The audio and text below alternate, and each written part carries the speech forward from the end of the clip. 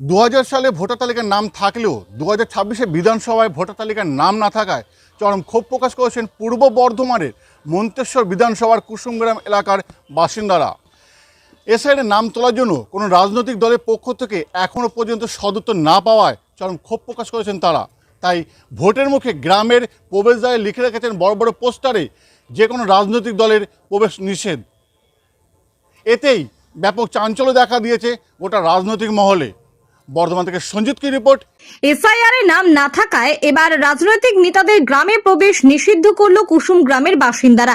আর এতেই তোলপাড় শুরু হয়েছে গোটা রাজনৈতিক মহলে। পূর্ব বর্ধমান কুসুম গ্রাম মন্তেশ্বর ব্লকের এই গ্রামে বসবাস করেন কয়েক হাজার মানুষ। আর এই অঞ্চলের বুথ পিছু প্রায় 300-রও বেশি ভোটারের নাম বাদ পড়েছে এসআইআর এ।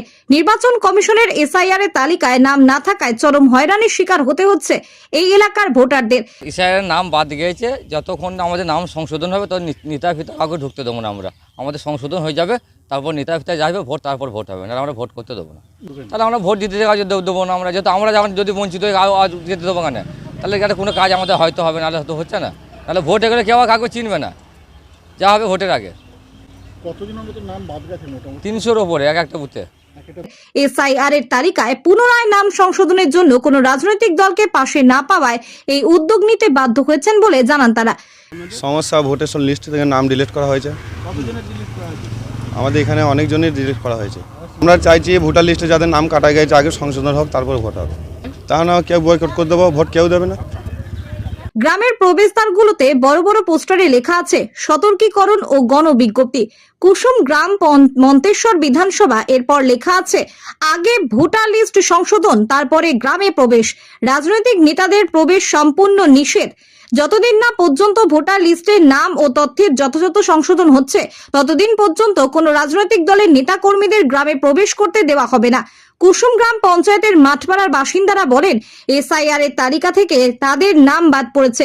এই সমস্যা নিয়ে সকলকে জানানো হয়েছে, কারো কোনো সদুত্তর পাওয়া যায়নি। কোনো রাজনৈতিক দল থেকেও জানতে আসেনি, শুধু ভোটের সময় ভোট চাইতে আসে, ভোটের পর সব ভুলে যায়। তাই গ্রামের সকলের পক্ষ থেকে সিদ্ধান্ত নেওয়া হচ্ছে যতক্ষণ পর্যন্ত এসআইআর এর তালিকায় নাম না উঠবে ততক্ষণ পর্যন্ত কোনো রাজনৈতিক দলের নেতাকর্মীদের গ্রামে প্রবেশ করতে দেওয়া হবে না। পূর্ব বর্ধমান জেলা পরিষদের সদস্য আজিজুল হক বলেন এটা সম্পূর্ণ বিজেপি ও নির্বাচন কমিশনের চক্রান্ত। এসআইআর এ বেশিরভাগ সংখ্যালঘু সম্প্রদায়ের মানুষদের নাম বাদ গেছে। আমরা মন্ত্রী সিদ্দিকুল্লাহ চৌধুরী সাহেবের নির্দেশ মতো সকলের নাম তালিকাভুক্ত করার প্রক্রিয়া চালু করেছি। প্রতিটি অঞ্চলেও অনলাইনের মাধ্যমে এই প্রক্রিয়া চালু করা হয়েছে। এত কিছুর মধ্যেও আমরা দেখলাম কয়েকটি গ্রামের বেশ কয়েক জায়গায় এই ধরনের পোস্টার পড়েছে। তবে এটা কিছু উস্কানিমূলক, মানুষের উস্কানিতে সম্পূর্ণ দায়িত্ব জ্ঞানহীন মানুষেরা এই কাজ করছে বলে জানান তিনি। বর্ধমান থেকে সঞ্জিত করে রিপোর্ট, বর্ধমান পত্রিকা ডিজিটাল। এটা এক ধরনের দায়িত্বজ্ঞানহীন লোকেরা করছে। আমরা ভারতবাসী, আমরা সংবিধানে বিশ্বাস করি। আমরা গণতান্ত্রিক উপায়ে সরকারি পদ্ধতি মেনে আমরা আবেদন করেছি। এই আবেদনে অনেকের নাম উঠেছে, অনেকের নাম ওঠেনি।